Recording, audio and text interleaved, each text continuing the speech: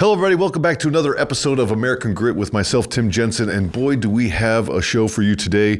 We have a guest from the Great White North, Canada. And he's a good friend of ours. You know, we've done a lot of work over the years. I've actually been on his podcast a few times. A Hard to Kill is the name of the podcast. You might know him as Dave Morrow, but he is a former infantry officer from the Canadian Armed Forces. Who also served as a civil affairs officer in Afghanistan. He grew up in the Army and has learned values of hard work, teamwork, and leadership under pressure. But after returning home and struggling with PTSD, he suffered very similar things that Americans have come back from PTSD and trying to navigate the healthcare system of Canada, which, my God, it sounds a lot worse than the healthcare system of the VA here in America. But we'll talk about that later in the show. Determined to turn things around, he has hired a coach, rebuilt his body and mind, and discovered that, you know what, he can provide a lot more to the veterans of his country. And that's exactly what he's doing. He's built podcasts talking about subjects that are near and dear to the veterans of Canada. He's written books. We're going to talk about the book that he has coming out or is out already that we want to put in your hands. And ladies and gentlemen, I want to introduce to you my friend Dave Morrow from the Canadian side of the world. Yeah, absolutely, man. Tim, it's a real pleasure, and having made the trip on dog sled. Yeah. From Montreal to Texas, it was arduous, but there's more to it than me just talking about health and fitness. I'm an official envoy from the Canadian government to put our differences aside as countries, and I brought you gifts. So as an olive branch, there's a commemorative puck to celebrate the eventual Canadian win tomorrow against the Canada versus US game. There's our finest artisans. This is the Four Nations? Yes, the Four Nations Cup. Our finest artisans made some special maple syrup just for you. Okay, and, all right. It wouldn't be complete without a bottle of Crown Royal, which we can get into this story if we want, but being a purely Canadian blend of whiskeys, this is kind of the reason why we're here, is because of a bottle of Crown. So I hope we can put our differences aside and we can get to the bottom of some of the health issues and political issues between our two countries. Dave, the real question I have to ask you is, if I play the Star Spangled Banner, what kind of response am I going to get? I'll sing right along, man. I know it better than my own anthem. I watched hockey my whole life. I know all the anthems. You're a proponent of the 51st and 54th states? Okay, now we're talking about wait, let's get into it, Tim. Let's get into it. I've been talking about this with a lot of friends, right? Yeah. I think this is the best thing that ever happened to Canada, because it's kind of like getting your shoulders shook and be like, dude, what are you doing? Yeah. And it's a kick in the ass we need. And we see people don't know what to do. There's all kinds of folks that were very anti-Canadian in terms of their stance on how we conduct ourselves as a country. It's tearing down our statues. You've seen it here, right? Yeah. This whole very leftist, Marxist type culture where our history is all racist, and how dare we have, our founding fathers named on schools, change the names, everything. We're just colonial masters, to all of a sudden, hey, it was Flag Day the other day. I didn't even know. I didn't even know we had a Flag Day. All of a sudden, everybody's got, Canadian flags in their Twitter feeds, and they're booing the American national anthem. Where did this come from? We were begging folks to be patriotic over the last 5, 6, 7 years. Now, all of a sudden, when the government says, hey, be patriotic, let's be patriotic. I don't buy it, man. I don't buy it. There's a lot of us that, are really ass hurt, myself included, about the last few years. But I think we're on the mend, man. And so thank you to America for giving us the wake-up call that we need. Well, I just think of Canadians as Minnesotans. Please, don't put me in the same boat as the Minnesotans. Okay, how about northern Wisconsinites? Oh, man, that's hurtful to me, man. They're like Stan and Doug McKenzie. They drink beer. And, they're hosers. They're hosers, eh? Different. You know what? If I were to say, a Minnesotan's the same as a Texan, right? You'd be like, wait, hold on a second. I'm a proud Montrealer, right? Montreal. Yeah, we riot for no reason at all. Yeah. We love our hockey and a good bowl of poutine. Yeah. Oh God. Yeah. Is poutine different in? That was in Montreal. Where's Montreal's? I'm trying to think of where That's if I cross the Vermont border, that puts me you're almost there in Montreal. Yeah, you're almost God, there. that place, it reminds me of like communist Russia.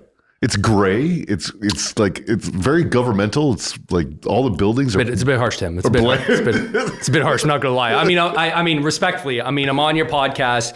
You know, we've exchanged gifts, but I'm going to push back on that a little bit. I'm going to push back on that a little bit. But the poutine, exquisite. And let's not forget the women. The women, yeah. I got trapped. Sorry, honey. She's French Canadian. Yeah. A lot of guys end up getting trapped. Like, clearly, I'm not French, right? You can tell. I think you can tell. Everybody can tell. I speak it. Say what? But I speak it well compared to everybody else. Like, I'm sure I could, speak it better than 99% of the people here in Texas. However, back where I come from, I speak like a ding dong because my accent's terrible. I'm not from the French culture. But let me tell you, what keeps us there, like my wife, total smoke show. Yeah. And it's part of the allure. You've got that European joie de vivre for you guys that don't speak French. That's the passion for life. Yeah. And, we've got an old city, which is pretty unique in North America. There's not many old cities left. So you can walk in old Montreal. It's got cobblestone roads. Yeah. I didn't see that part. Yeah, it smells like urine. It's great. There's a very famous ice cream in that area that I got to take the tour. Very unique. The guy smoked a cigarette the entire time, and it was one of those where the ash was hanging off, and he's like mixing ice cream. Like, you're not worried that's gonna fall in? Like, bah. Is it in Quebec or in Vermont? It's on the Quebec side. Yeah. He's like he's like the main man. Really? I'm not aware of it. Maybe I am, because I've lived there my whole life. But he's the ice cream man. Is it the ash that gives it the joie de vivre? Very unique guy. Okay, cool. Good stuff. But no, I kid with you. All joking aside, some of the best people I served in Iraq with were some of the Canadians I fought alongside. I always thought they were unique because they were like wearing the old Vietnam uniforms. Yeah, you mentioned that on our show. Yeah. What'd you call us? The Gremlins? You had a name for us. Big green weenies. Well, I mean, when I joined, like, not to date myself, I joined in 2001. Yeah. That was our uniform. Yeah. And having my entire military, like, contextual framework as 100% American, I show up and I get this green ass Vietnam era uniform. What the hell is this? Oh, the Jolly Green Giants. Jolly Green Giant. That's it. Yeah. I wasn't impressed. I'll be honest, because I see TV with, you didn't have Mar pad or anything like that back in the early 2000s. No. Don't know what pattern you had back then. You had there's still the digis were like the old Woodlands were still Woodlands. They still looked a lot cooler than the there was a lot of maintenance in those things, man. Like, you had to press those things every night. Really? When you the disappointing aspect, I think, of the digi camel print for the Marine Corps is you lost a lot of the discipline that came involved in uniform maintenance. You don't really have to do with the new uniforms, right? Because you don't have to press them any longer. You don't have the boots are suede. You just rub a little brush and make sure they're combed, right? It's like you're combing your boots.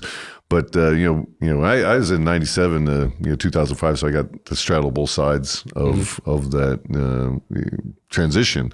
But there's something about polishing your boots every night and pressing your camis for the next day, regardless of what your job was. So let me understand this: you had camis that you would wear in garrison and camis that you would wear in the field.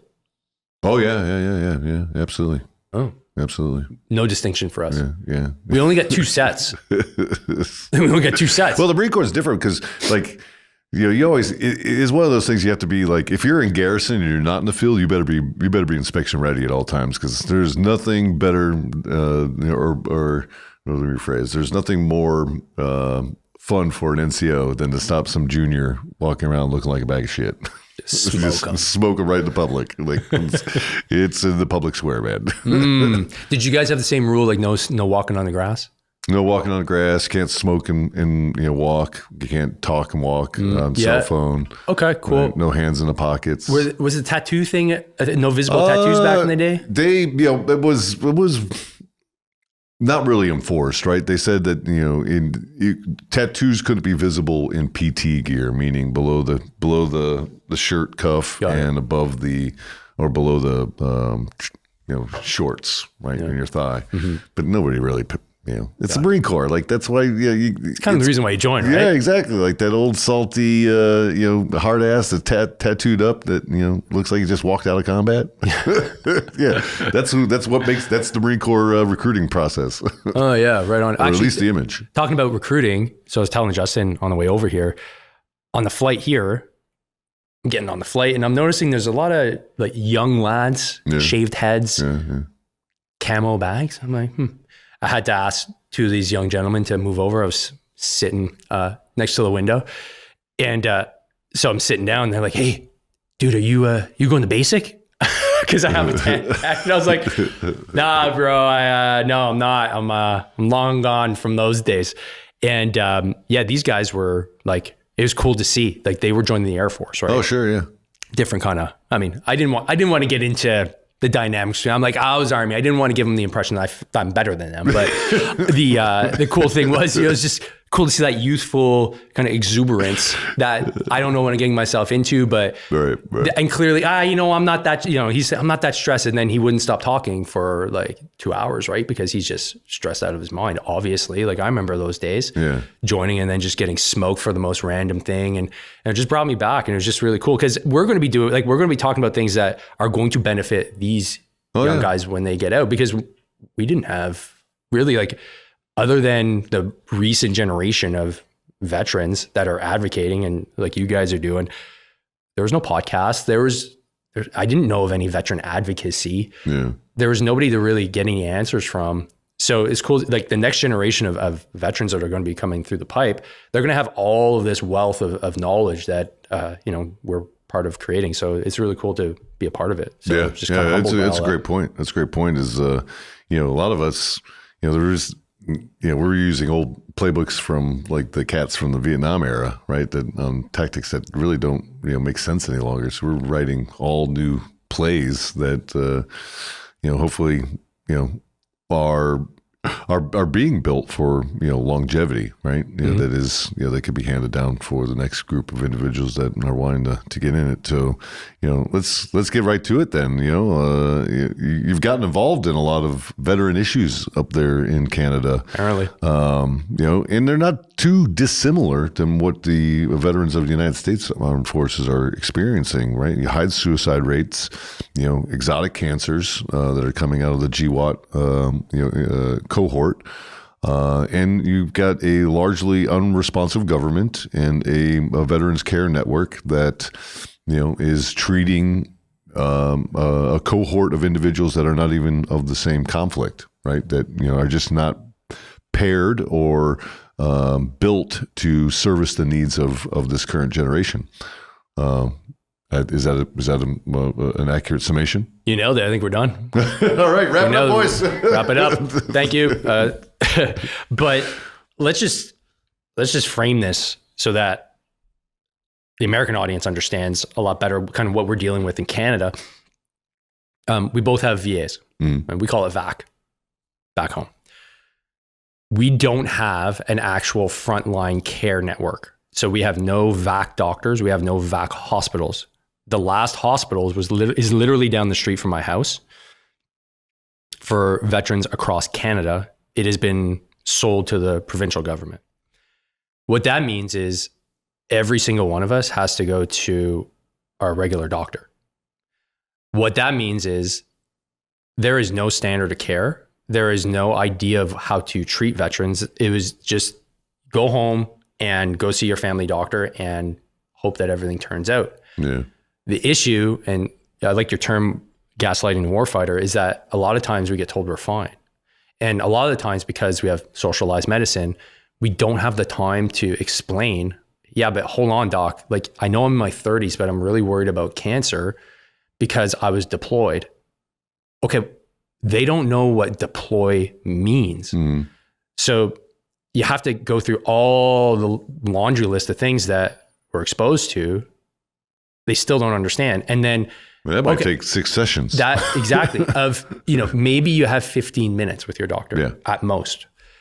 That causes a big problem. Asking for tests is a big problem. Just getting the frontline care is a big problem. So if you have the means, we have to go elsewhere. And that's where, I'm looking at getting blood work done at Core Medical Group. We met them in Atlanta this past year at the Military Influencer Conference. There's private clinics in Canada, there's private doctors, but most veterans just either don't have the awareness or the means to actually access that level of care, which is the unfortunate thing. So that's where I think we're missing a really big part of this picture, is that we don't have anybody that's, I'd say, veteran qualified to actually provide the care and understand the needs that are present. Now, in terms of what are we dealing with numbers wise? The unfortunate reality is I don't quite know. And that's the troubling part. So if we take cancers, for instance, and I was just scouring, I was researching like a master's student, like, okay, what are the actual numbers here, especially for GWAT veterans? The term GWAT in Canada is not used. So global war on terror is not used. And I think the reason why even the term war is not used is because of legislation that was undertaken a few years back to essentially create 2 groups of veterans. There's warfighting veterans. That includes World War I, World War II, Korea, that got basically the gold-plated treatment, essentially, pensions, everything like that. Then, many years ago, when the war kicked off in Afghanistan, they created this new veteran charter. It means things are different for us. So that includes myself and a lot of my generation. What it means is that they don't want to say the word war, which is a whole other kettle of fish, because it would then imply that we were in a war. I'm pretty sure I was in a war, Tim. I don't know. With the incoming, but maybe I'm wrong. Maybe I wasn't. Maybe I was just in a conflict. That being said, I think that's one of the big barriers that we're seeing in Canada, is that they don't want to admit that Afghanistan was a war. Hell, we don't even have a war memorial yet, and it's been over a decade. So GWAT veterans are facing an uphill battle because there's legislation that's against us. I think the political culture is against us, and then the data is against us. So in terms of cancer, the Canadian government did a really big study. It concluded in 2019 with the ultimate result saying cancer rates within veterans is actually lower than the average Canadian. So we're good. Maku. Right. Now, looking a little bit deeper into the data, they looked at veterans that had enrolled from 1976 to 2014. So the issue with that data set is that the Canadian Armed Forces was a lot bigger in the 70s and 80s. So it's skewed to this large cohort that are older and that never saw combat, because our military really didn't deploy until Afghanistan. So you have now this big group of older veterans that basically just fall in line with general Canadian habits. The sliver that is from the GWAT up until 2014, as you know, we're not going to start seeing these exotic cancers until 5, 6, 7, 8 years, maybe 10 years out.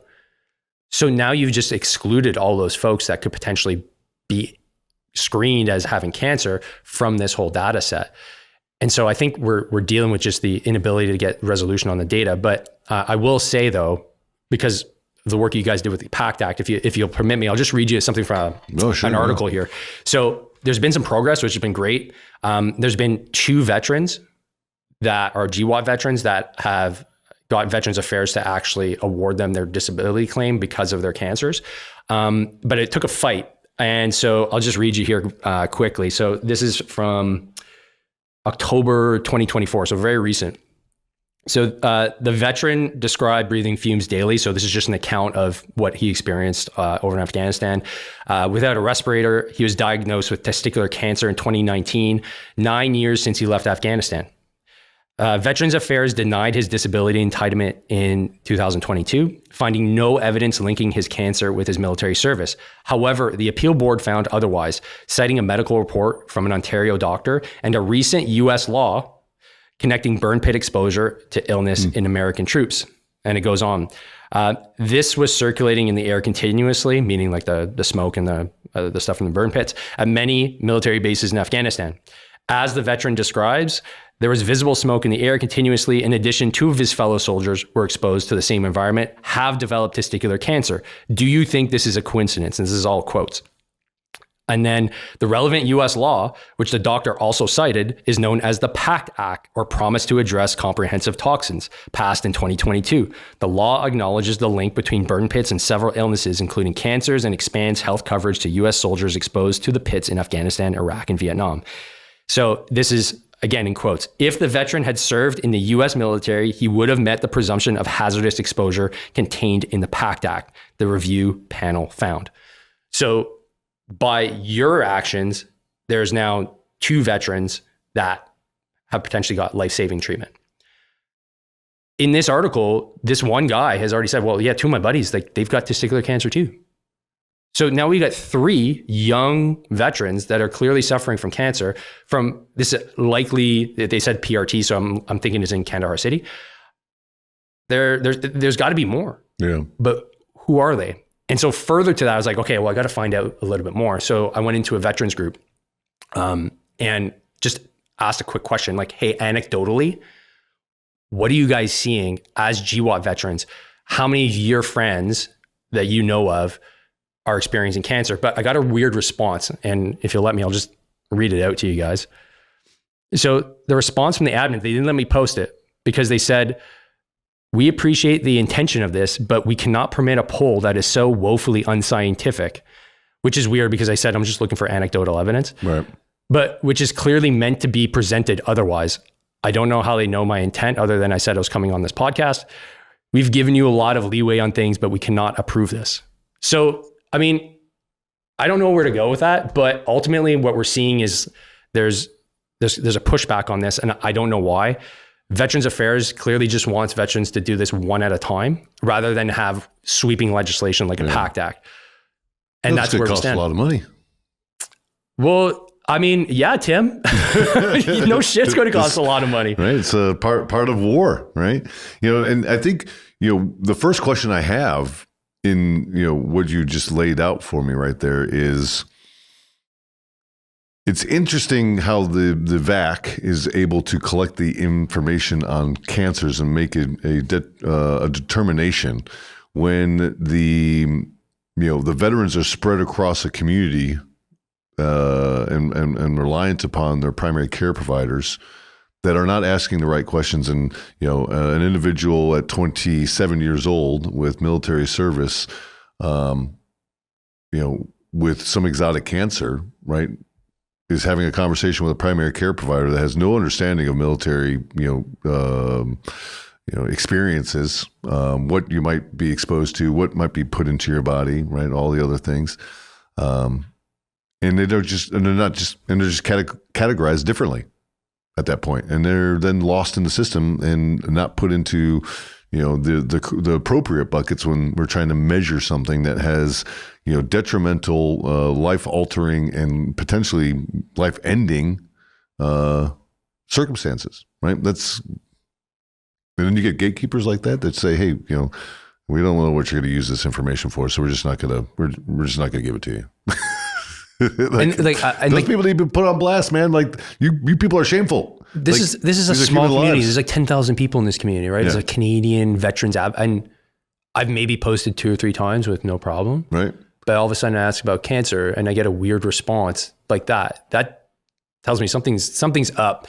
And there's a weird culture in our sphere that I've noticed as well, that it seems like those of us that were GWAT veterans, because we were the first set of veterans in Canada to experience combat in a very long time. Yeah.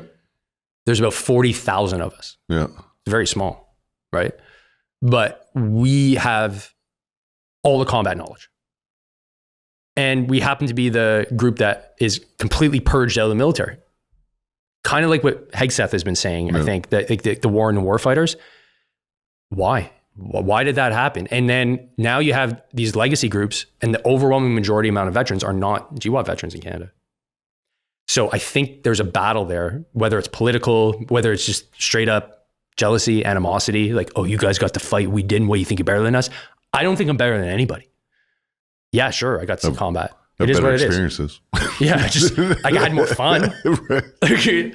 I'll be honest, I had more fun than just like sitting in Germany. Yeah. So I can understand maybe your ass hurt, but you couldn't control that. Canada just didn't engage in a war for a very long period of time. Yeah. You joined at the wrong time. You're born in the wrong year. But the millennials, Gen X's, we got to rock and roll. But does that mean, but your questions, we're not going to listen to them? It seems to be the case. And that's the unfortunate reality I think we're dealing with. Yeah. Yeah. And it's again, we're seeing the same problems here in the VA in the United States, right? It's obfuscating the data, releasing, we get this thing every year called the Veteran Health Administration's National Suicide Prevention Report, right? Now, this is a report that is 2 years lagging, meaning, so it's 2025. The next report will cover 2023, 2024. Mm-hmm. And that's fine. We're not getting real-time data, right? Crazy to me that we can't get real-time data, but we have to work with what we have.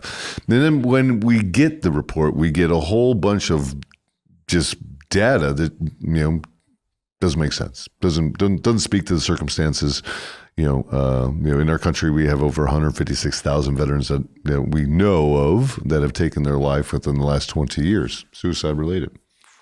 But the VA thinks that putting means reduction, examples in the report, like veterans, you better be locking up your guns so you don't kill yourself. Like, guys, like we're not talking about the root of the problem. What's getting the veteran to the point where they're wanting to take their life, right? And this seems to be a constant conversation that the VA wants to avoid within our cohort, right? For example, HBOTs. Hyperbaric oxygen therapy, right? What is being known, and there's more evidence now than there's ever been in the past that it has great, efficacy towards diabetic ulcers, TBI, PTSD, brain matter, gray brain matter regeneration, neuroplasticities. But the VA is like, no, we're not using it. That's pseudoscience. We're not even going to recognize that.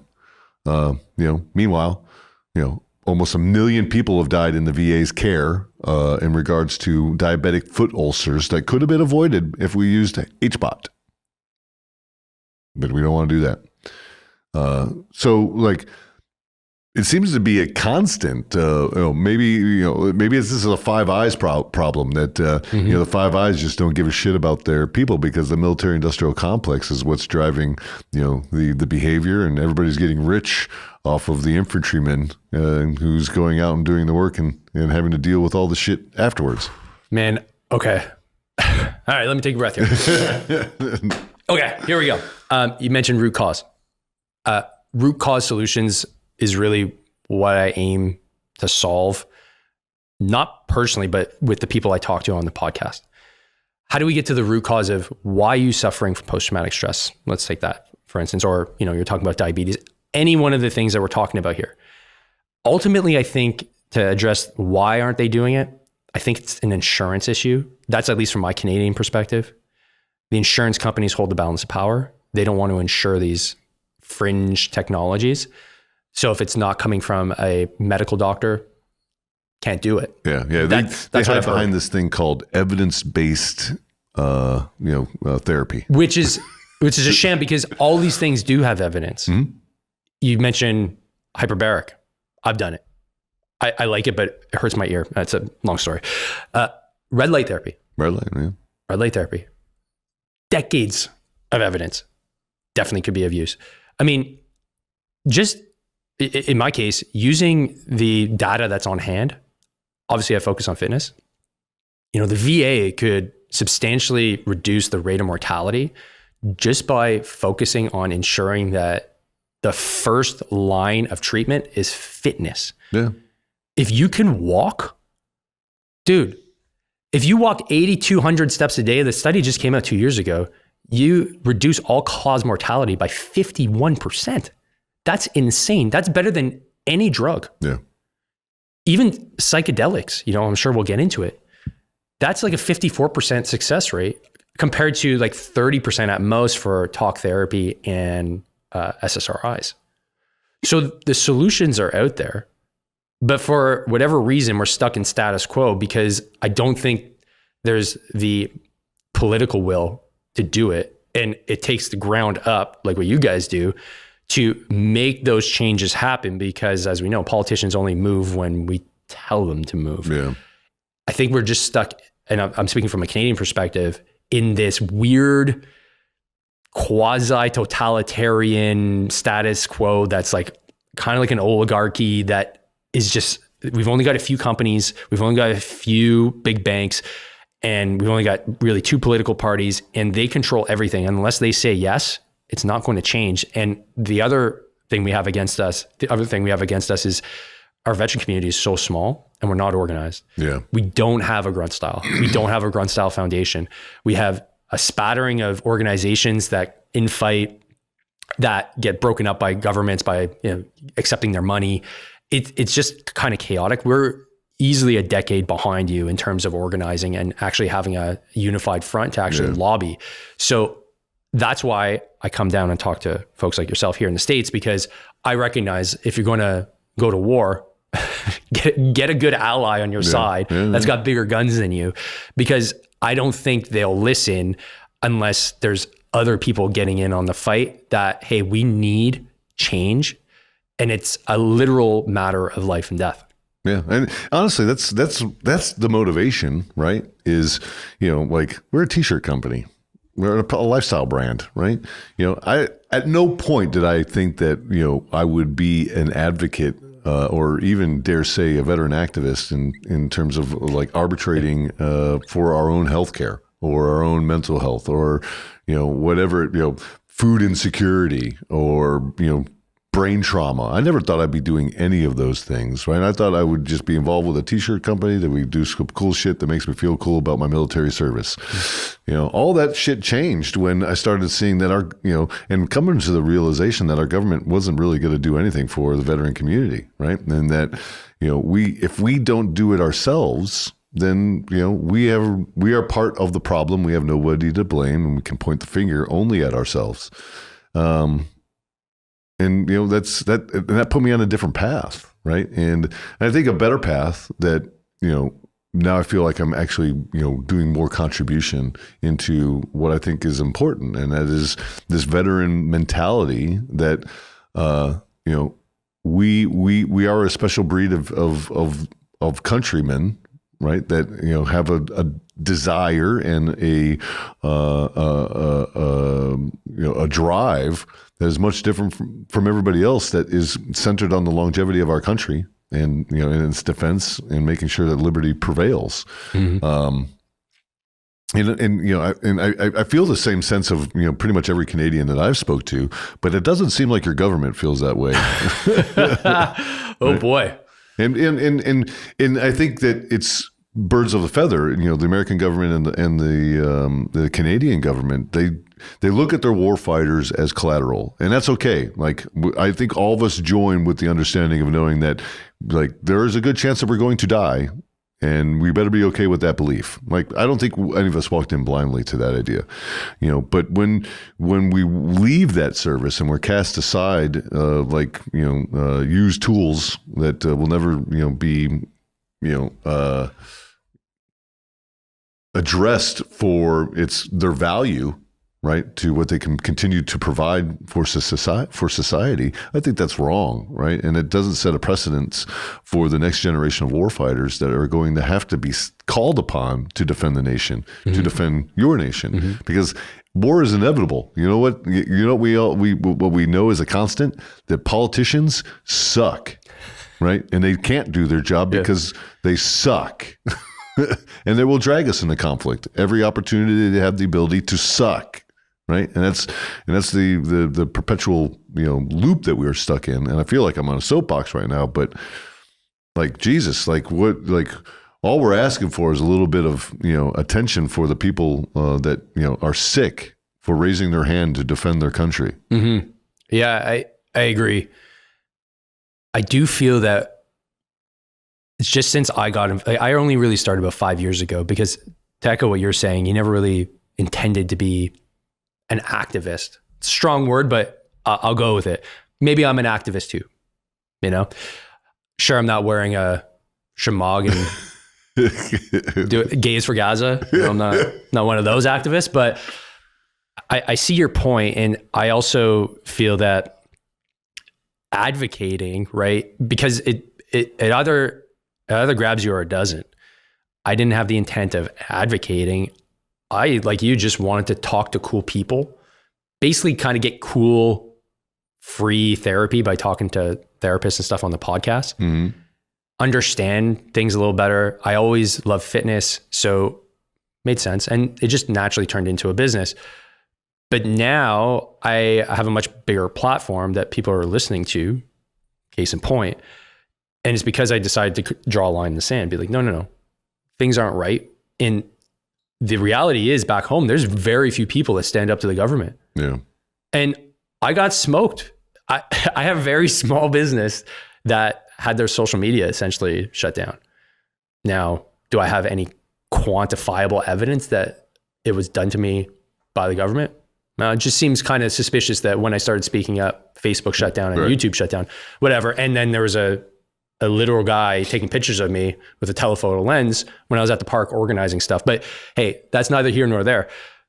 But that being said, we've got a lot of work to do. And I like being in this space, but in terms of what the government is up to, I don't know what the political motives are, but I was talking about this with Justin. I think we're seeing a pushback against the veteran culture in Canada because we don't align with their political ideology. And I don't want to speak for all veterans, but in general, a lot of us are principled. Mm-hmm. And being principled usually doesn't mean that you're ideological. So they want to try and pin us down as, oh, we're conservative, oh, we're far right, oh, we're this, that, and the other. But I don't identify with those things at all.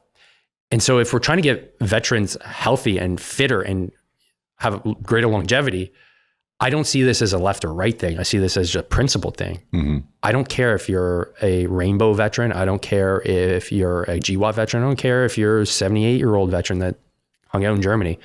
I want to make sure that there is a standard of care that's gold standard. Hey, we figured it out for this super small group of Canadians that decided, hey, we're going to sign on the dotted line and give it all up for the country and agreed to do that. That is the unspoken contract that has been completely lost in the sauce. And I think because we're tarnished in the media and we're tarnished currently with the current political regime, I think that's why things aren't moving forward. And like, I'll give you just a quick example. I was at a veteran symposium in my hometown. This was last year, I believe. Yeah, it was last year. I show up as an invitee. So it was supposed to be a symposium for veterans, but you had to be invited by the government to show up. So it wasn't for all veterans. Right. This is it's like their version. Our veterans, right? What kind of veteran are you? Yeah, what kind of veteran are you? So I was the only reason why I got invited was because I know the opposition and likely the next Veterans Affairs Minister. So they hooked me up with an invite. So cool. Glad to show up. It was a 3-day conference. And dude, there was nobody that looked like us. I was expecting a lot of Afghan vets, at least, a few tattoos, maybe some neck just some leather jacket, just like our guys, right? And just when I say guys, I mean like literal men. There was a women's veteran conference that was tacked onto it, which cool. Like they had like this own separate thing going on, but it was all women and it was all like individualized people, as I call them. Pandering. Like, that you could tell, oh, this isn't for me. I brought my wife. Yeah. I was like, hey, I want you to come and see what's, she's like, there's nobody like you here. I was like, thank you. And I wasn't the only one that picked that up. So they clearly are picking sides, and that's unfortunate because the veteran that served in Afghanistan and Iraq is going to have different issues than the veteran that didn't deploy or maybe deployed to somewhere else, maybe like Africa. Yeah. And that being said, it's really important that we get to the bottom and we actually get the numbers of what's going on, and like cancer, case in point, but like suicide, I'm trying to find the numbers on suicide. You're able to quote a number that even us Canadians know, 150, 156,000, right, is pretty much the number that you settled on. over the last 20 years. I had to dig and dig and dig because the only number I could find was we are 1.4 times more likely to commit suicide than the average Canadian. Okay, cool. So where did they get that number from? I'm asking ChatGPT, where did that number come from? I found a table and I think I figured it out. Roughly that translates to about 600 to 800 total Canadian veterans have committed suicide in the last 20 years. Now, if only 40,000 deployed to Afghanistan, that's a pretty big percentage. Yeah. That's like 1% almost. That's crazy. But again, it's not something that we really even talk about back home because it happens in dribs and drabs. It's not 22 a day because we don't have that volume. Yeah. Well, I would question, like, what is the prescription? So let me rephrase. I'm getting a little excited. In the current VHA today, 68% of the current number of veterans being in the VHA care, which is roughly 9.1 million. So, let's round it to a whole number of 70, right? 70% of the population is on SSRIs or some psychotropic. Is that comparable to what is happening in the veteran space in Canada? Is your medical system overly dependent on prescribing psychotropics? I would say yes, but I have no data to prove that because I don't know if we even track that. I go to it's called CIMVR. I'm going to screw up the acronym, but it's a Canadian-led military and veteran health conference that publishes an actual journal. One just came out the other day. I go to the conferences because I'm a data nerd too. I went to school. I like looking at research papers. Yeah. I can read them because that's where the gold is. You go, oh, wait, this is a protocol that's working? Cool. Well, why aren't we? So, hey, why don't I talk about it on my show? The issue that I'm seeing, Canada has very limited in terms of resources for research. It all comes top down. So if the government of the day has a particular flavor that they want to promote, like, women veterans, LGBTQ veterans, homeless veterans, I go to these symposiums and I don't see anything that is related to the GWA veteran. I go, where are the sleep studies? Where is the hormonal imbalance studies? Where's toxic exposure? How are we not doing this? Where are they? You're telling me that this is not a concern at all? I saw one study on fitness and the Canadian Armed Forces recruit training school, and I was all over it. I was like, holy shit, wow, okay, you're talking about strength training? Amazing. But in terms of veteran health and care and research, we're just not doing it. And I can list off like 20 studies that I would love to see so that we can actually get some data. Hell, we don't even really know how many veterans are in Canada. That's how screwed up it is. Yeah, we were roughly 400 something thousand. So to be able to answer how many are prescribed SSRIs, I would have to say it's probably the same number because we fought in the same wars and we roughly have the same attitude towards SSRIs, is that they're effective because this is what we've been doing for the last 30 years, even though it's based off a completely disproven theory, which I'd love to get into with you. Yeah, I mean, that's exactly it. Like, I question our pharmaceutical strategies within the VHA, right? Why? Because one, they're not releasing all the data for us to really wrap our arms around, which leaves us to question, like, what is the strategy? Like, how long are veterans in the current system that are prescribed psychotropics? How long are they on this for? And what's their dosing? What's the dosing averages? Then nobody wants to share that. That would tell an incredible story, right? Because we would be able to see, wow, there are X amount of these millions of people that are on extraordinarily high doses of these psychotropics, and they've been on it for over a year. That would be all the red flag that we need, because it goes again to prove what we've been talking about is the overprescribing of these things. A lot of people are trying to trap us up and saying, well, SSRIs are good. Nobody's fucking saying that these things don't have, good efficacy for some individuals. But we are also seeing how these have extraordinarily dangerous implications towards individuals and medicines they're already taking. And that's where the conversation goes into, like, is this an agenda? Like, is it a big strategy to where pharma's getting a kickback from using the veterans to push this stuff into the market? Because we can go back to what they did with Suboxone. They used the veteran cohorts in the United States for Suboxone, and understanding how that worked with opioid addiction. It largely, I would have to, I'll make a statement here, right? Is that when the VA understood that they had an opioid problem in the program, 68% of the people addicted to opioids, they drove that down immediately, and they did a really good job of that. Why aren't we having the same conversation around SSRIs or psychotropics and antidepressants within the cohort? Because it's having the same impacts, the same level of addictions, and getting people off them, the sexual dysfunctions that are happening with these medications, and then the suicide. Like it's a powder keg that's ready to go off at any moment. A veteran comes in and says, "Hey guys, I want to quit smoking, and I see that you got this program that I can quit smoking here at the VA. What do I need to do?" Well, here's some Wellbutrin. Here's 50 milligrams. Go ahead and just start pumping this into your body, and we'll talk to you in about 3 weeks and see how it's going. Some of them never even make it to the 3 weeks because they've already killed themselves. Ridiculous. And that to me is like, isn't it an agenda?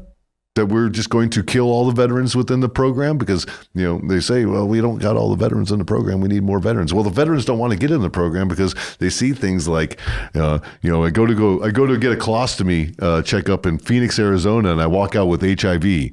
I go to the Chicago VA to have a checkup, and I'm watching fucking Vietnam veterans doing coke in the lobby, right? They see all these things and like, this is the level of care that we're getting in the United States of America as a veteran of foreign wars. Like, get the fuck out of here. Wow. So I know what story you're referencing with Wellbutrin, because there's a friend of yours that he just wanted to quit smoking. Yeah, that to me, that was a heartbreaking story because he was on top of his game. He had a family, right? Yep. He was doing well. Yep. So that, and I understand why now, like you're on the war horse. Like that to me would be like, okay, we got to figure something out. So to echo your point, when there was an opioid crisis, okay, there's an upswell of, hey, we got to figure this out. This is not cool. And they magically figured it out. And yes, I think we're on the right track, especially with what you're doing, bringing awareness to this specific type of drugs that is ubiquitous within our culture. We take them because we're soldiers. When a doctor says, a position of authority says, you need this will make you feel better, who are we to say no? Right. We follow orders. That's what we do. We do it really well. So in my case, I think I was saved by just neglect. The VA just forgot about me. I was a reservist. I think that helped. I was struggling, man, but at no point did I have a doctor ever say, because if a doctor had said like, hey, well, here, take this, I would have taken it. Yeah. And I think that literally saved my life because I had some really bad moments, but I never thought about suicide. Right. I was really depressed, but I never got that far because from what it seems like, and after I watched your video about the 1990s hearing on SSRIs and all these people coming forward with all these suicidal and murderous intents after taking these drugs. And we know, this is the paper that came out, I think in 2023. Yeah, I got the date. It was clear as day. It was a meta-analysis of a meta-analysis.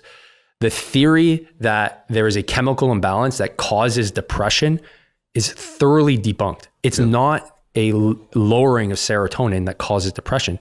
So this idea that we need to have a serotonin reuptake inhibitor is bunk. It doesn't do the actual job it's supposed to, because that's not the working model that we need to be operating from. And they've known this, and now it's like, okay, line in the sand, this doesn't work.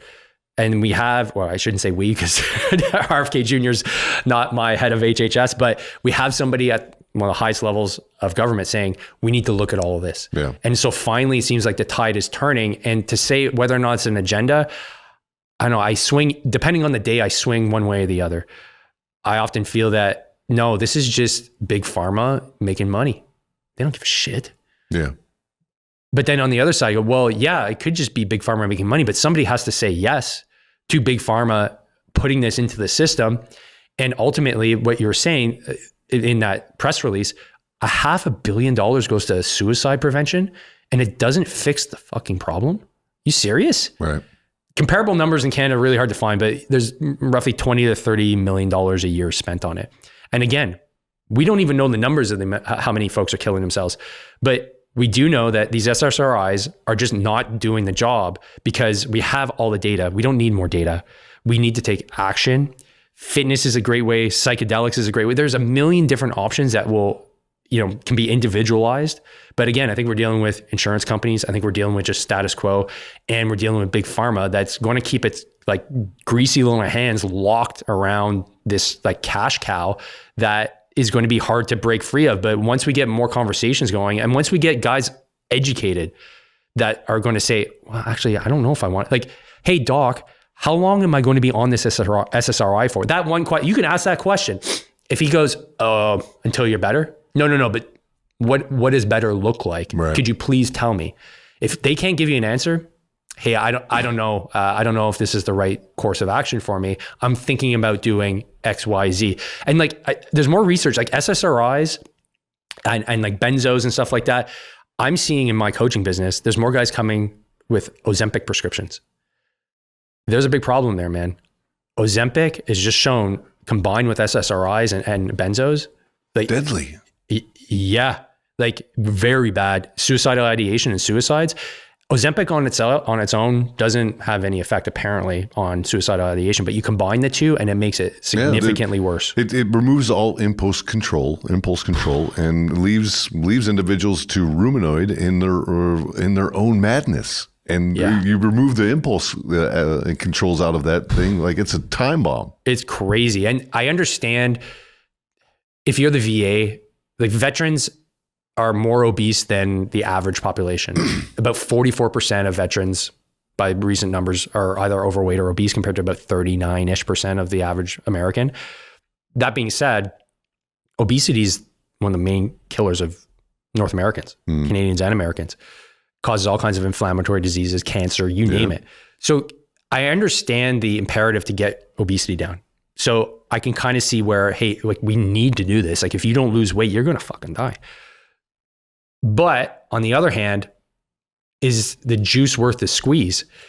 Are they even aware that, hey, yeah, but this guy's also on, if 3/4 of the entire veteran population is on an SSRI, well, odds are you're prescribing Ozempic to a guy that's on an SSRI, that's not a good thing. But I don't even think the doctors know, because I know talking to my doctor, they don't really read papers. No, what's not happening in the current system is the discipline of the primary care provider having a conversation with the patient, saying, hey, this Paxil might have a big impact on the statin that you're taking due to your cholesterol, right?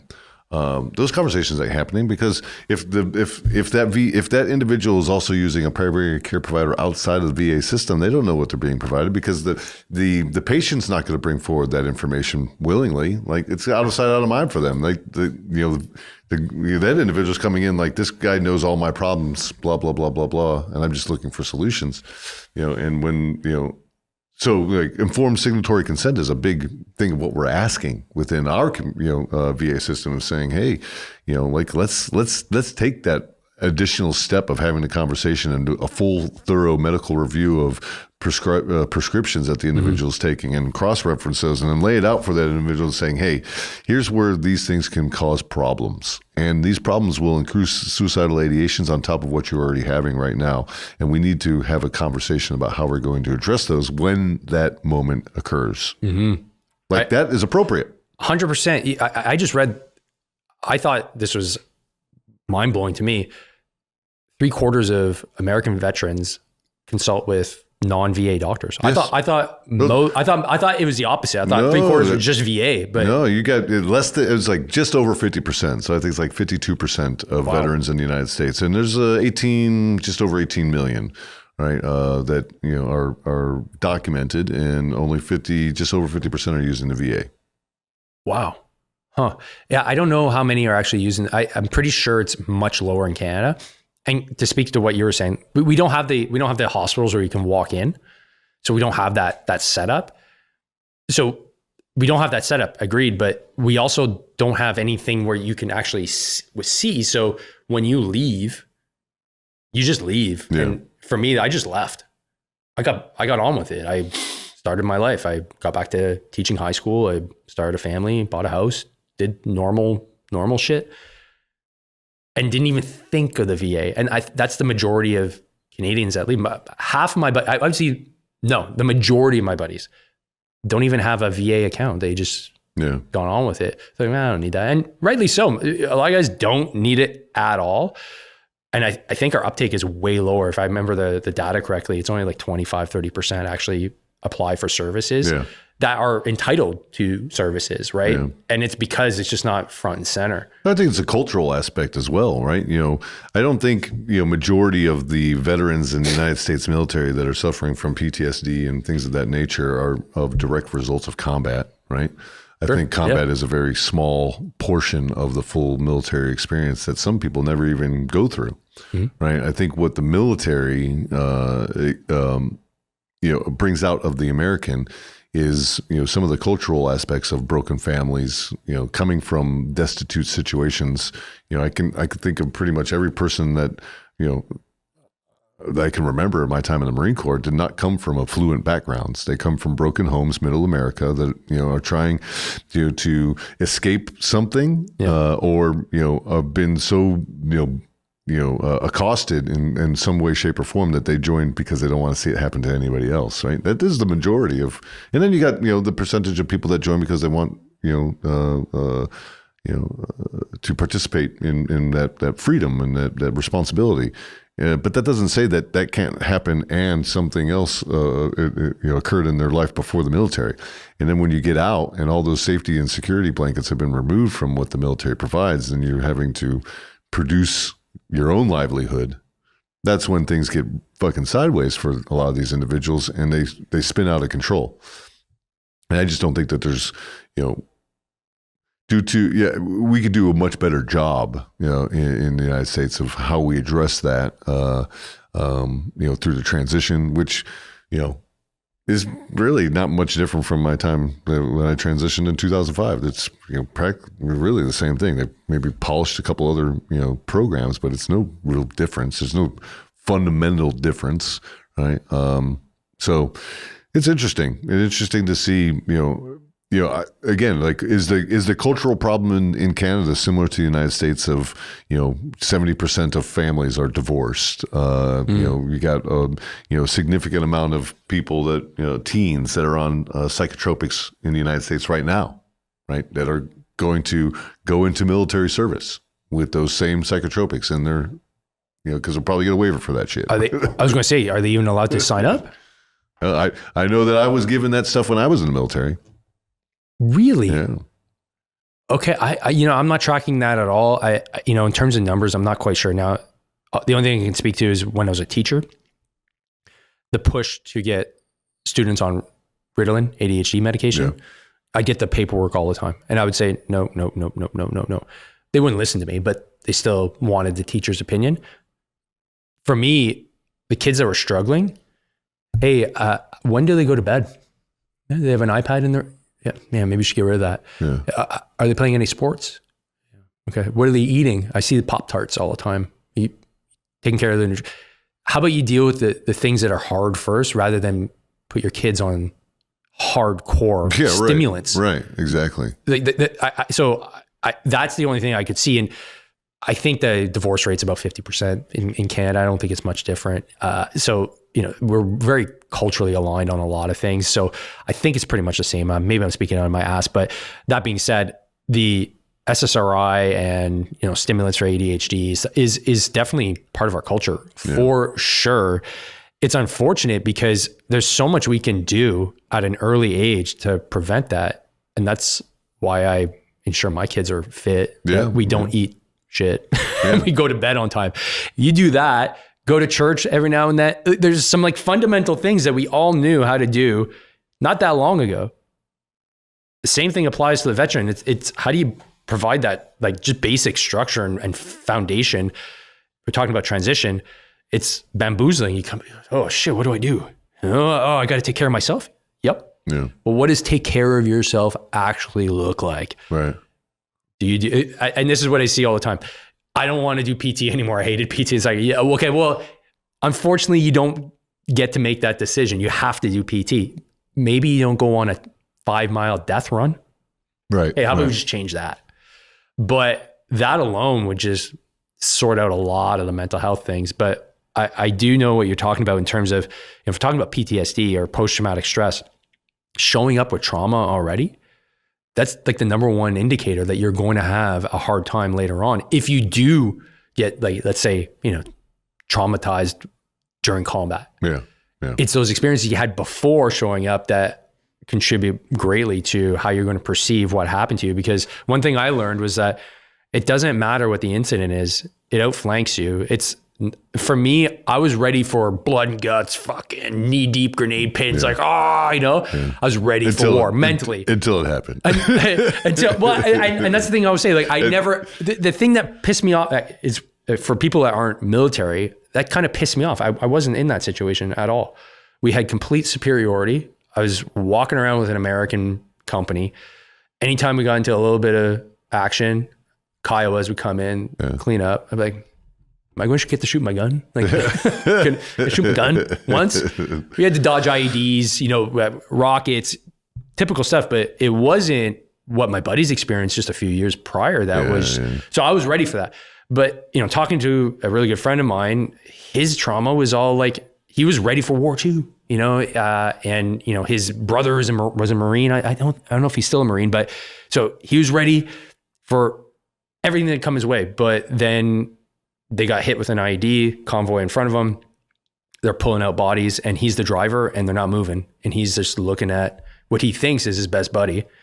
And he wasn't ready for that. Yeah. And that really messed him up. And for me, it had to deal with kids getting sexually assaulted and killed by IEDs. I wasn't expecting to deal with kids at a school. So you don't know what's going to hit you and affect you.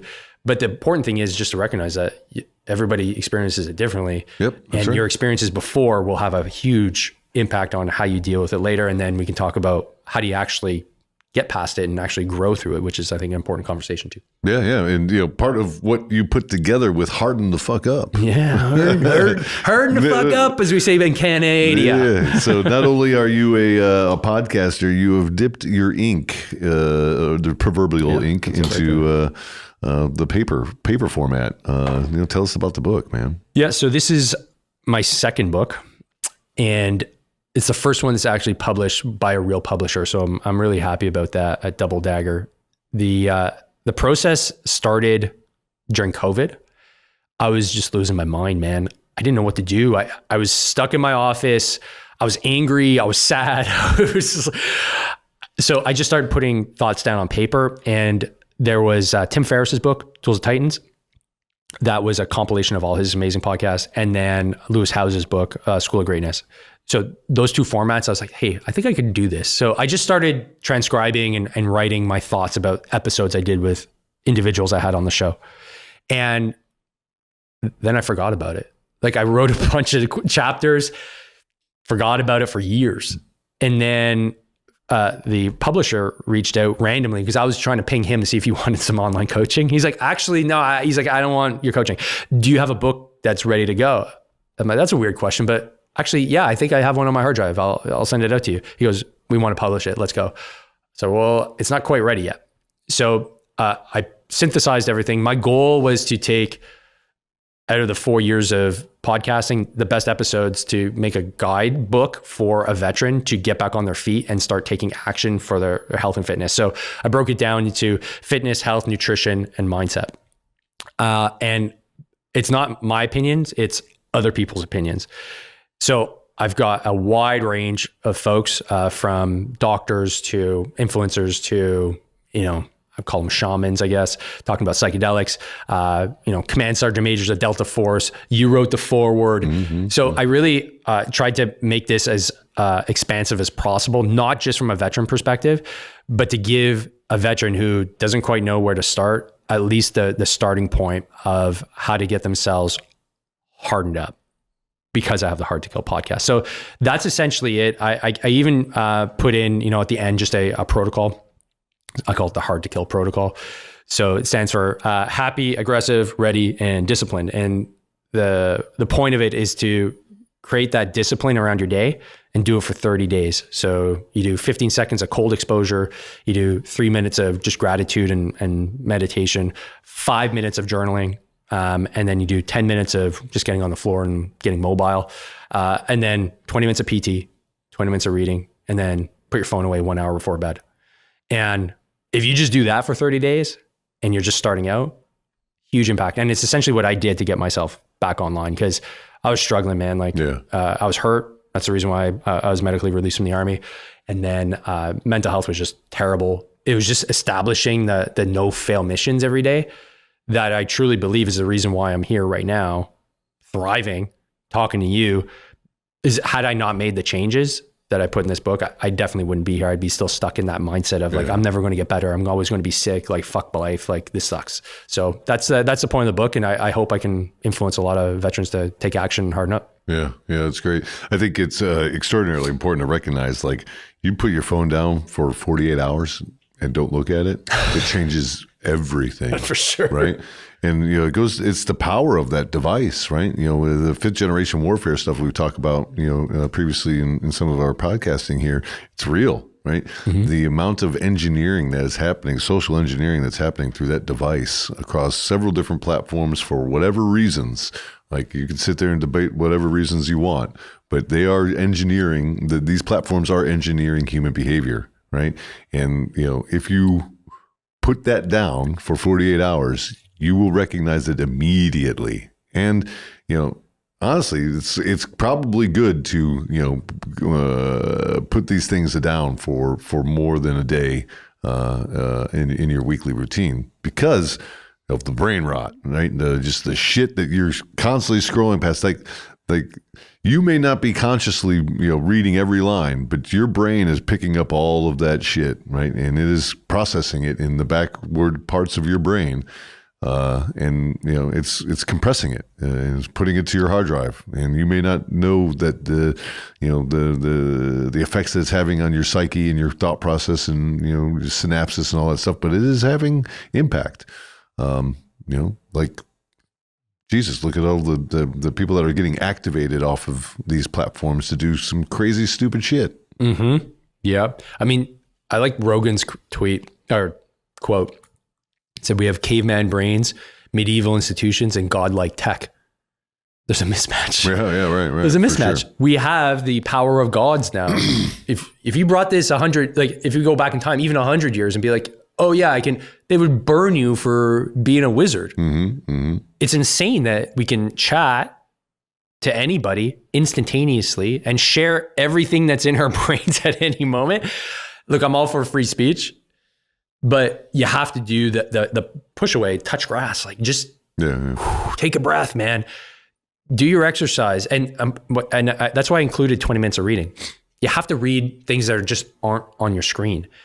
Because when you start actually reading a book, maybe even read the paper like old school, what that does is that nourishes your brain. It's like playing chess. It gives you just a cognitive standoff distance to calm down, because I think it's the majority of veterans, you know, 3/4 are chronically stressed.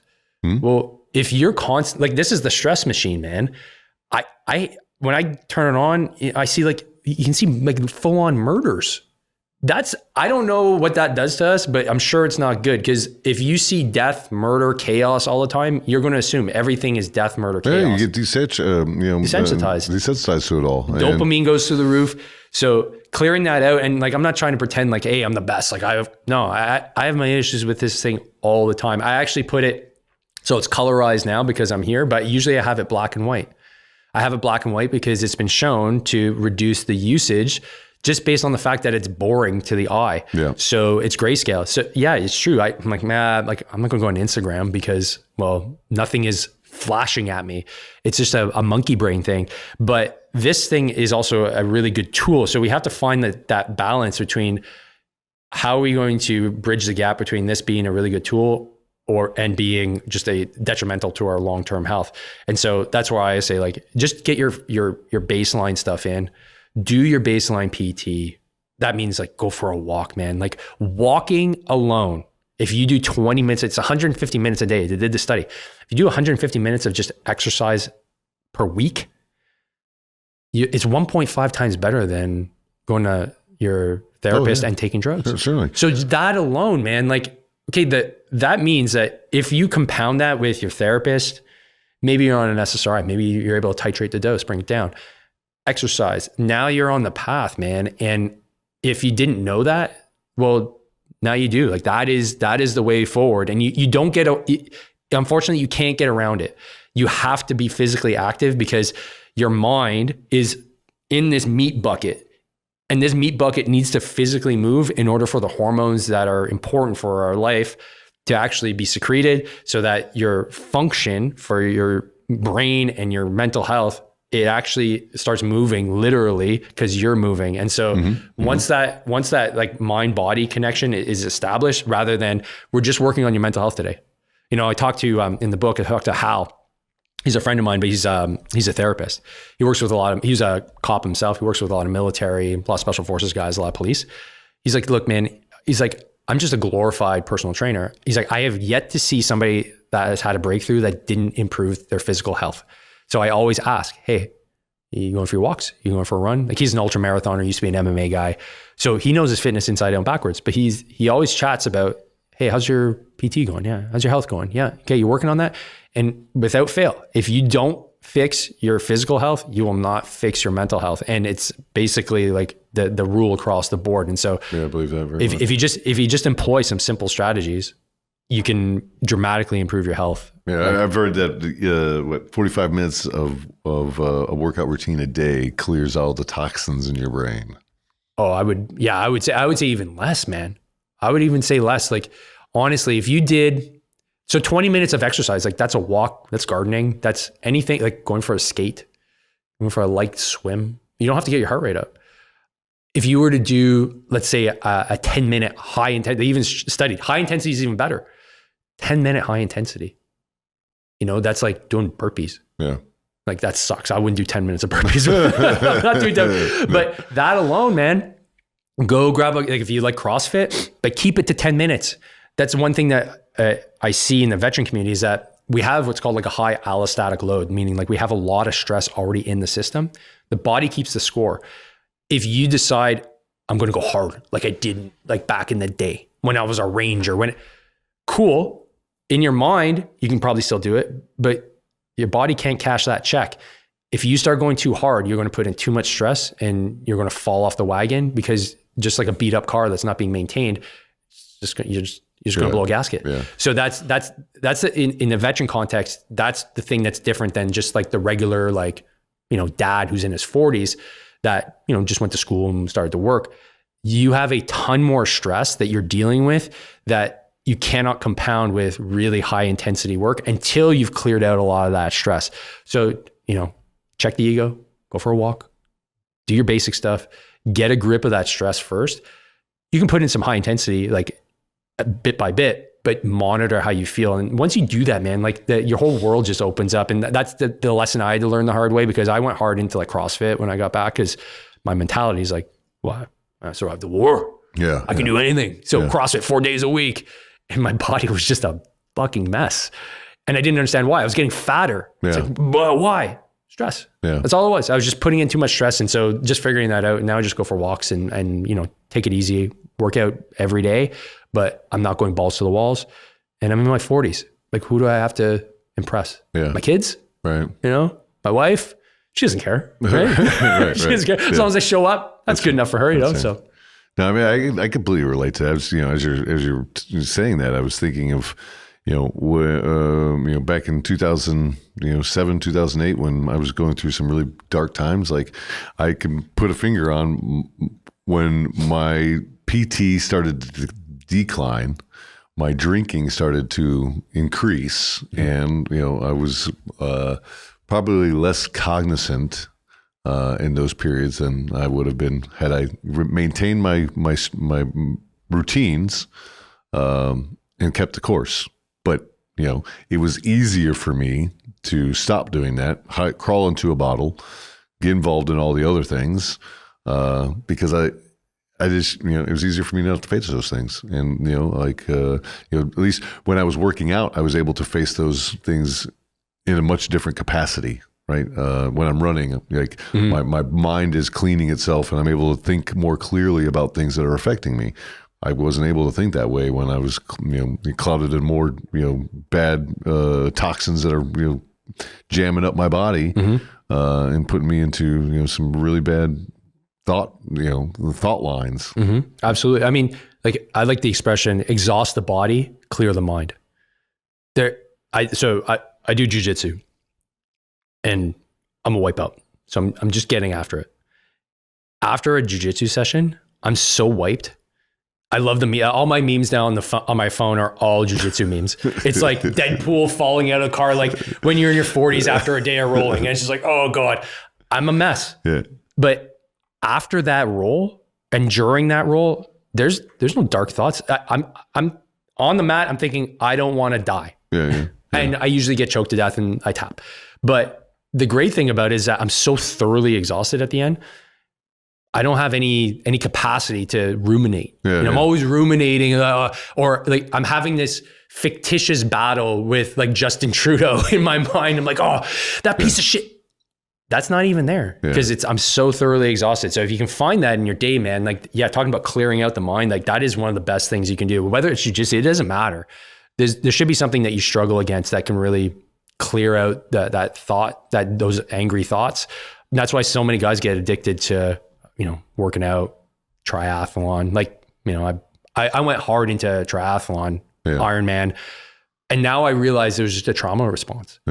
I had to do something that was so crazy hard to push all that away. And I'm glad I did. I don't know if I want to do it again because it was a lot of training and it really sucked. It hurt a lot, but it did give me that perspective. Like, hey, I can do this.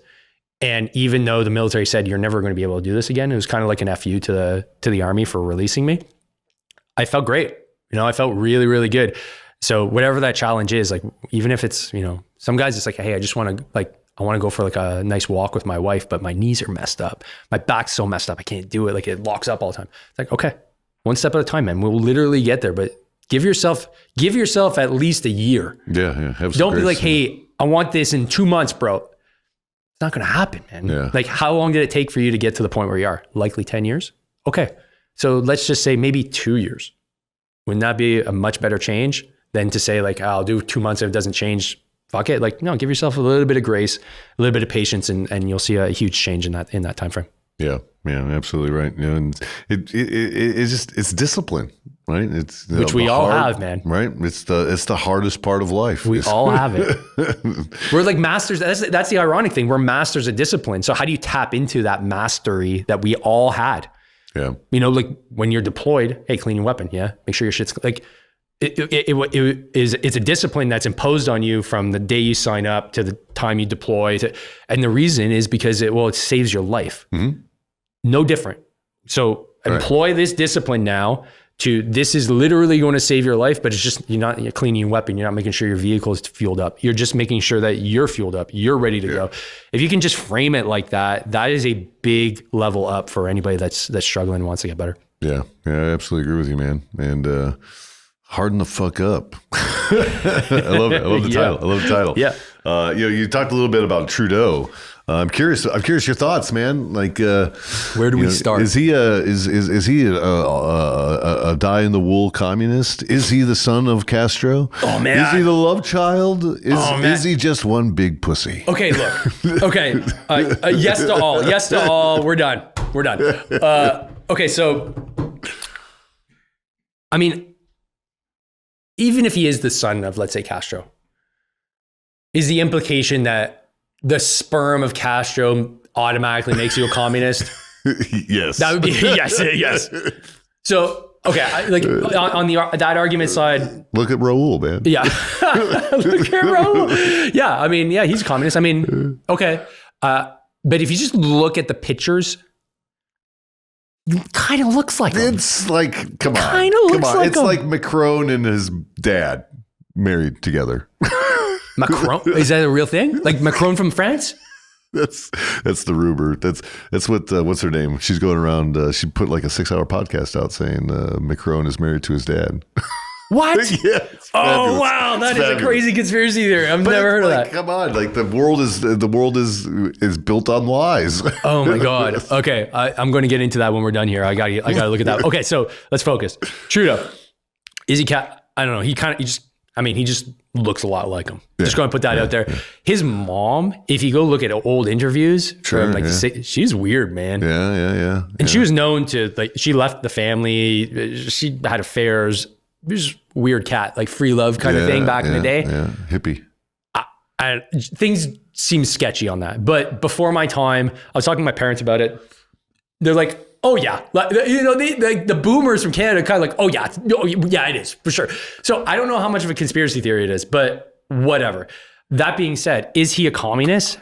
I think he doesn't know his ass from his elbow. Yeah. And so Marxist theory is really appealing to him because it's all he's ever known. His dad, super smart, dangerous. Yeah. He was a prime minister for many years. Yeah, I remember. A lot of people revere him, but I think for the wrong reasons.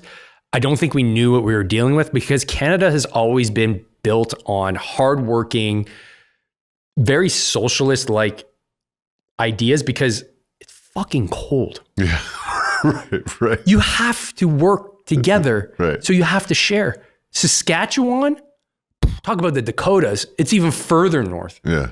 I've been there. It's cold, man. It's cold there in the spring. It's cold there all the time.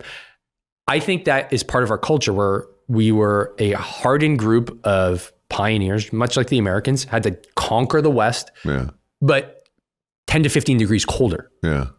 So because of that, we have a very trusting society. Yeah. But there was like there's a Bolshevik moment, don't you think? Maybe not as violent, but where Marxism at some point, maybe like mid 1980s, it's like, we're here.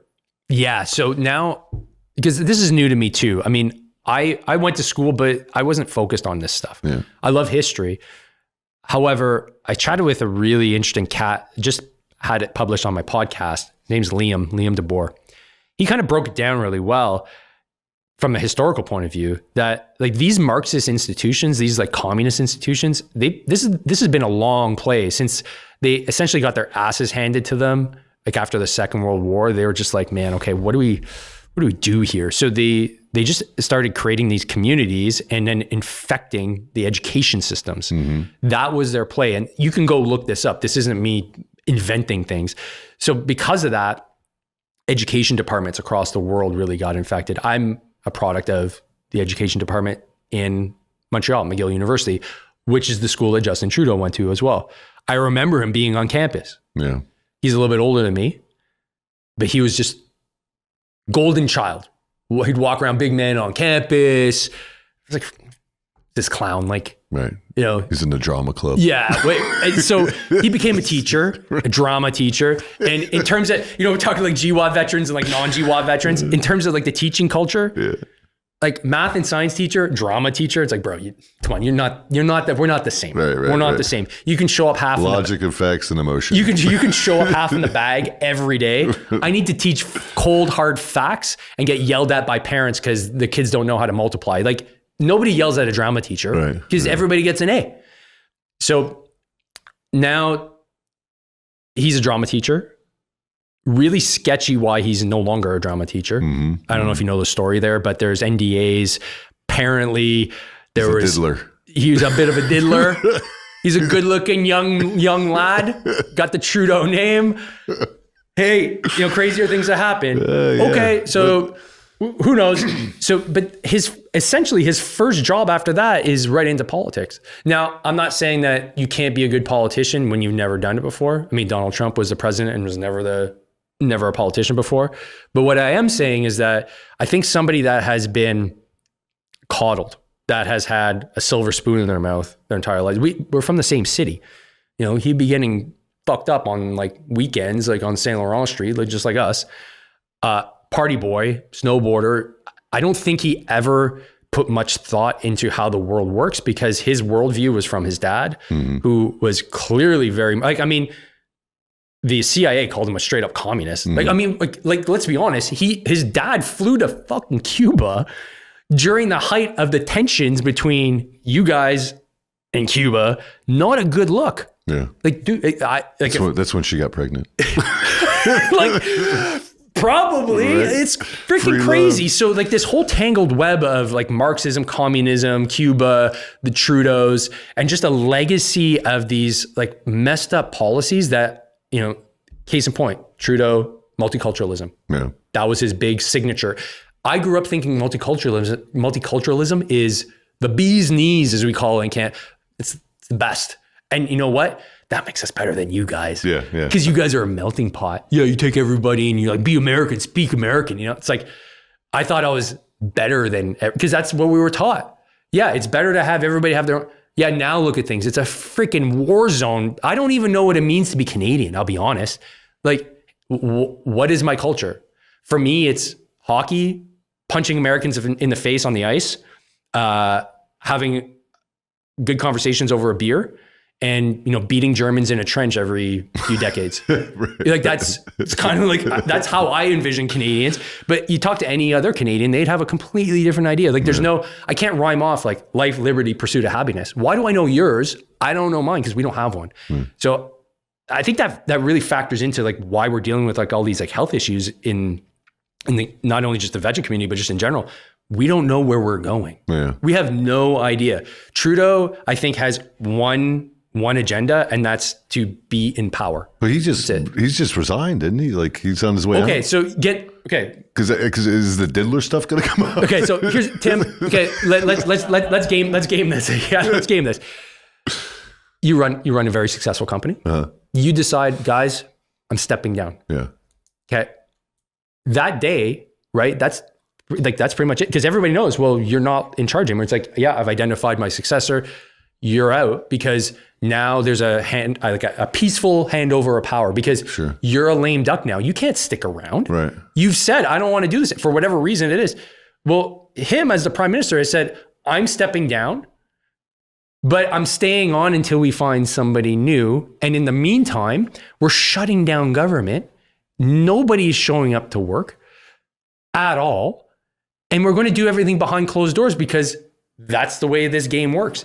That is not stepping down, bro. That is essentially creating a coup and being a totalitarian dictator. Consolidation of power. That's a consolidation of power. And okay.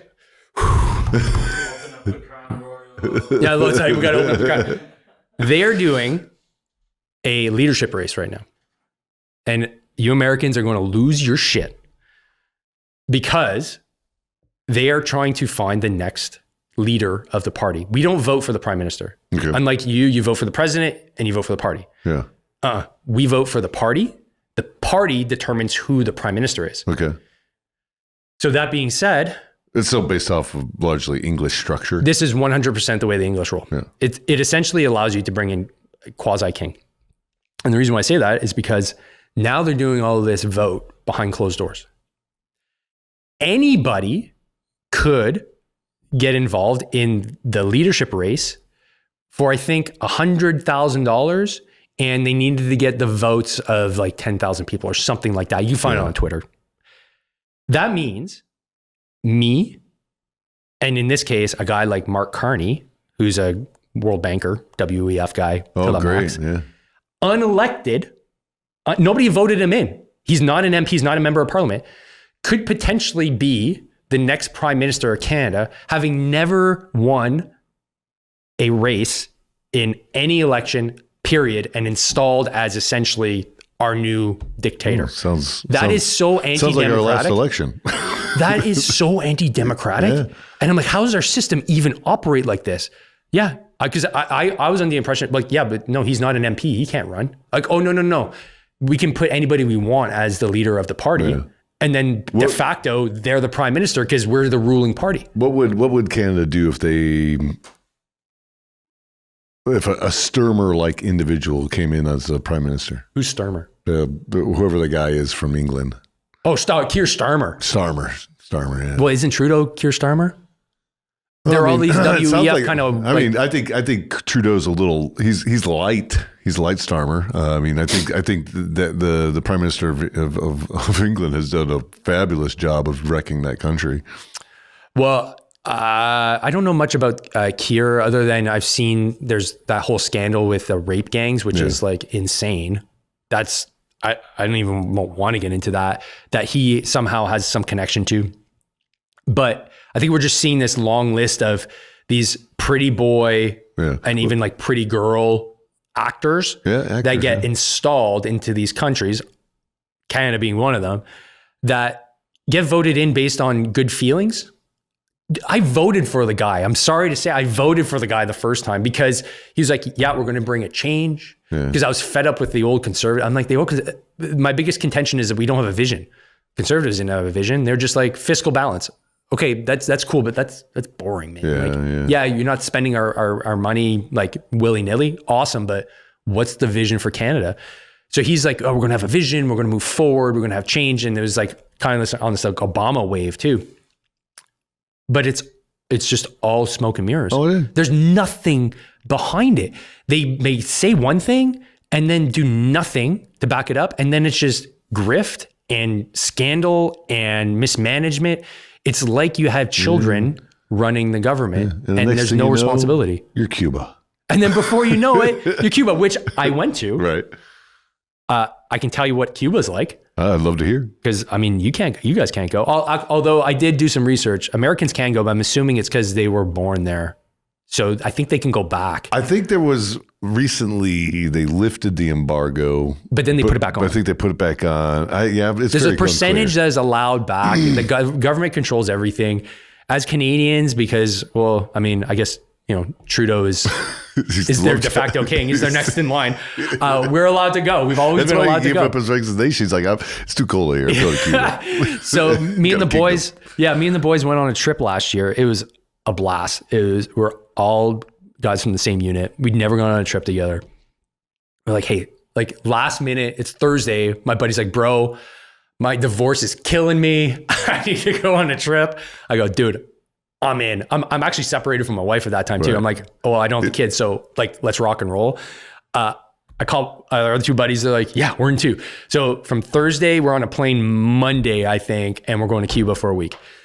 It's like $800. Come on. Yeah, dude, it's crazy. It's crazy. Cuba like the Canadians' Vegas? It's 100% we're Canadian. Like, so I realize this is where like middle class Canada. I feel like we're missing out. Yeah, you guys are missing out. Honestly, the room stank like shit. It was mold. The pillows hadn't been washed. There was water everywhere. Our doors didn't open. We didn't have food for a few days. The napkins were no joke. Toilet paper. They folded them up. Oh yeah. There was no coffee one day. One day they ran out of alcohol. One day they ran out of cups. But the party, insane. The partying was amazing. It was just so it's a collection. The only people that can go there are Canadians, Russians, Ukrainians, and Poles. So you had this weird like Slavic mix and Canadians. Yeah. Dude, I'm telling you, we solved the war. We solved the war in the Ukraine. We had so much fun. We didn't speak each other's languages. The Ukrainians are hanging out with the Russians. Like it was a blast. The beaches are incredible. And no joke, we're on the beach having a great time, having a rum and coke. And there's a Cuban literally getting into a raft and rowing his ass off to the Florida Keys. And we're like, is this literally happening in front of us? Holy shit, that guy's making a run for it. Yeah. And who's going to stop him? There's just staff from the hotel there. They don't care. Right.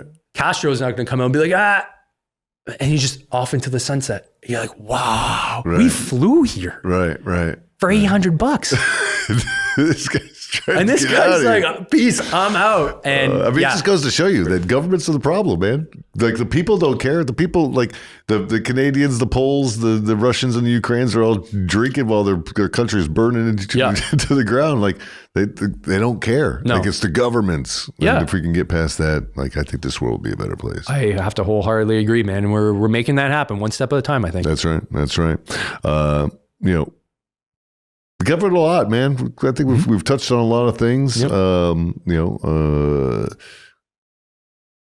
I think the last thing I want to ask you is like, where are you at on plant medicine, man? Like, what are your thoughts? Oh, yeah. Where are you at on it?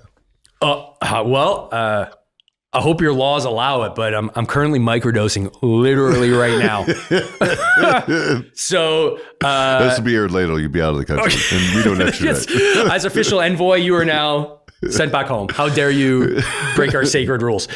So yeah, I'm literally on a microdosing protocol right now. It's great. Yeah. It's been a week now. I started last week. Great organization. So shout out to Becoming Ohm. American dude, Dave, set up this thing and serendipitously got a whole bunch of Canadians to show up because he created this jiu-jitsu retreat that also has plant medicine tied into it. Really? The cool thing is, are you doing it well? Yeah. Come on, you're rolling. Yeah. You're microdosing. Okay. And and his wife is a therapist as well. Okay. So we're working through things, and it's just for veterans and first responders. It's awesome. But the cool thing for Canadians is I personally benefit from this. I'm going in March to his retreat for a week to do jiu-jitsu and microdose.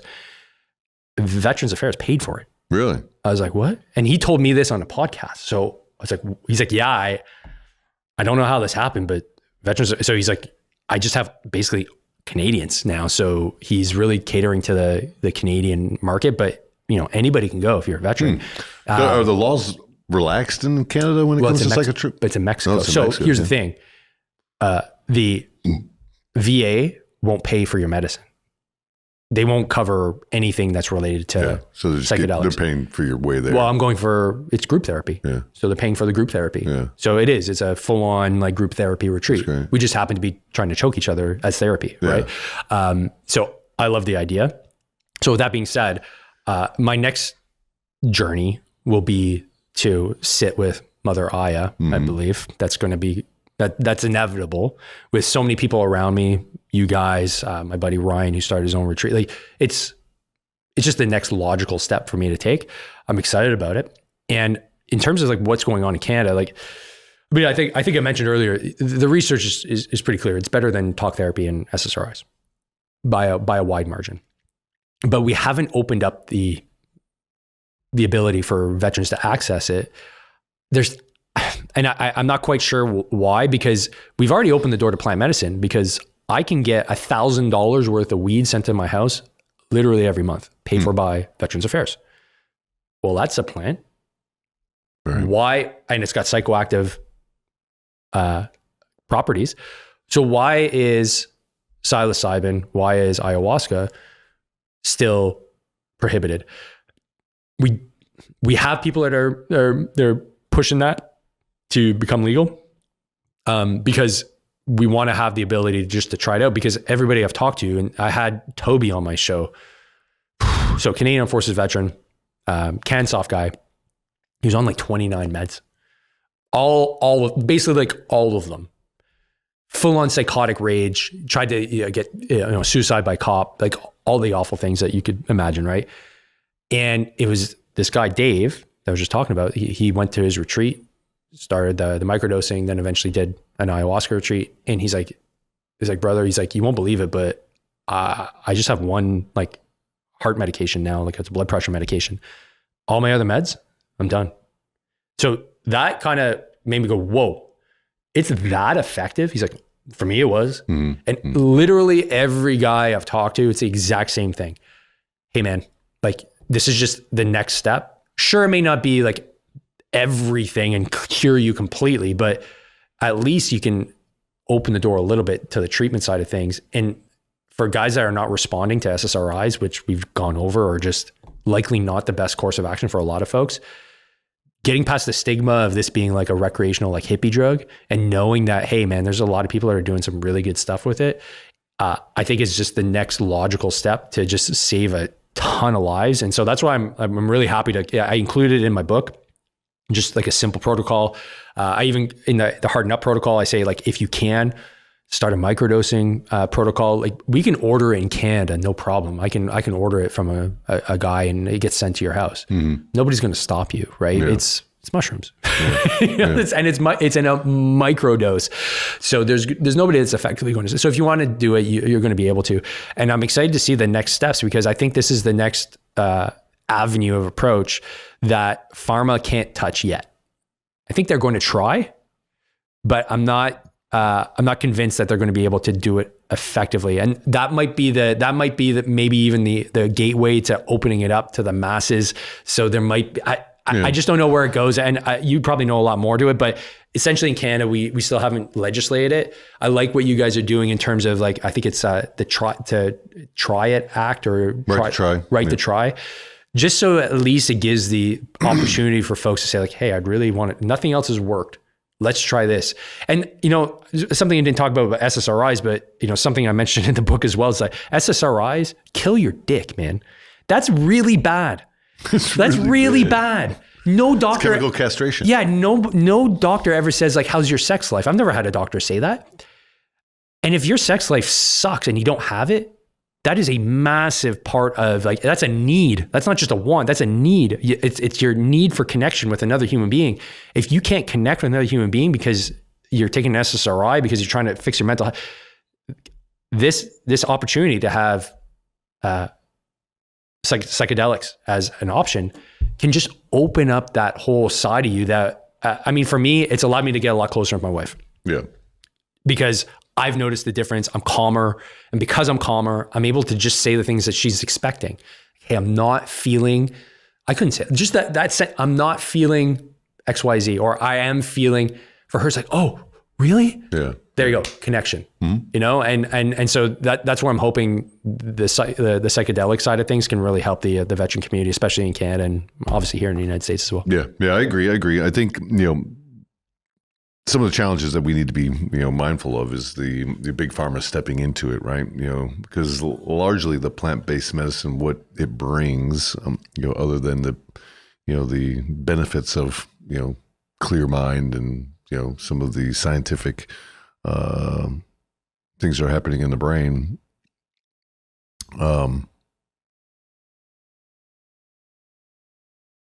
I forgot where I was going with this. Are you tripping balls right now? Total brain thought. It's largely spiritual. It's a spiritual medicine, right? And when you look at ketamine, right, which has a great efficacy, right? It's better than SSRIs in my opinion, but it does not have that spiritual connection that you would get if you were to do a similar dose of psilocybin, right? You're going to get a much different reaction, a much different experience. And you have a different relationship with that medicine, right, in that plant. So it's fascinating, and I appreciate you sharing a little insights from the Great White North up there on how you guys are dealing with psychedelics in the veteran community. But I think this is again, I think where America goes, its allies follow, and if we continue to have these conversations about what we need to do better for our veteran class, I think we're only doing better for our allies and all the warfighters that stand up and raise their hand for this idea of freedom, whatever case it might be in Canada, England, and Australia. It's certainly not America, and but I think that's what makes us all unique, right? Is that we're all still marching towards this idea of freedom, and the people that carry the majority of that burden are not the politicians; it is the war fighters, and if we don't take care of them, then we don't really have anything. So. But Dave, I want to say thank you. We're going to wrap it up, my friend. Any large last words you'd like to leave the community with? Yeah, absolutely. And Tim, man, I can't express how thankful I am for you inviting me here. Honestly, because of a bottle of Crown Royal that Mike sent out to you guys, fighting for the PACT Act. Talk about serendipity, man. We bumped into each other at Military Influencer, and then one thing leads to another. And just being able to share my message now on your show is just huge. This is the Super Bowl for me as a podcaster. I never would have thought in a million years that I'd be chatting on a show like yours, because I speak into a mic. And for those that are listening, it's so important for you to take responsibility for your health. Oftentimes it's really hard to figure out where to even start. That's where I hope that you can start the journey just by listening to an episode, tune into the Hard to Kill podcast, pick up a book, even if it's one of the guests that, you know, are on one of our shows, start the journey and just be open to the fact that you can have a fundamental change that will completely change your life. And before you know it, you'll be better off. And it's a call to action for service. We have to ensure that our community takes the next step, because I think we're too important. We have too much knowledge. We have too much experience to be suffering in silence on our couches. And from my perspective, it's fitness and health that's going to help us thrive and then be pillars of our community. And I got to thank you for giving me the opportunity to spread that message. Right on, brother. Absolutely. And ladies and gentlemen, you know, there is, how do I want to close this out? I just had a thought. I want to say, God damn, my brain is not working right now.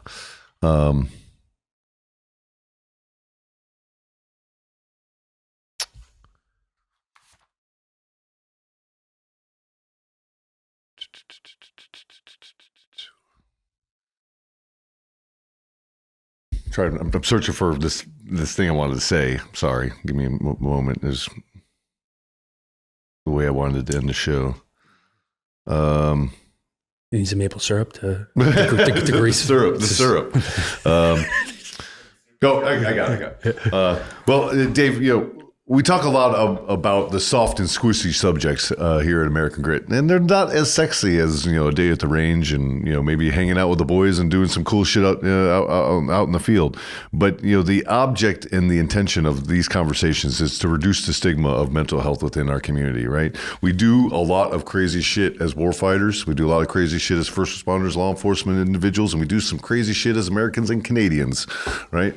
But at the end of the day, I don't think that we should be suffering in our own mental health because we're too afraid to talk to people about it. And that's what we're doing here, is just continuing to bring great people, awesome people, cool people to these conversations and show what they are doing to reduce these stigmas in their own communities and having these tough conversations. Because if we can save a life, right, by talking about our mental health and ways of reducing some of the suicidal ideations that we may incur through our day-to-days, then we are winning. And we're taking the fight to a whole nother level in ways that the VA and the millions and millions of dollars are not doing. And we need to do a better job.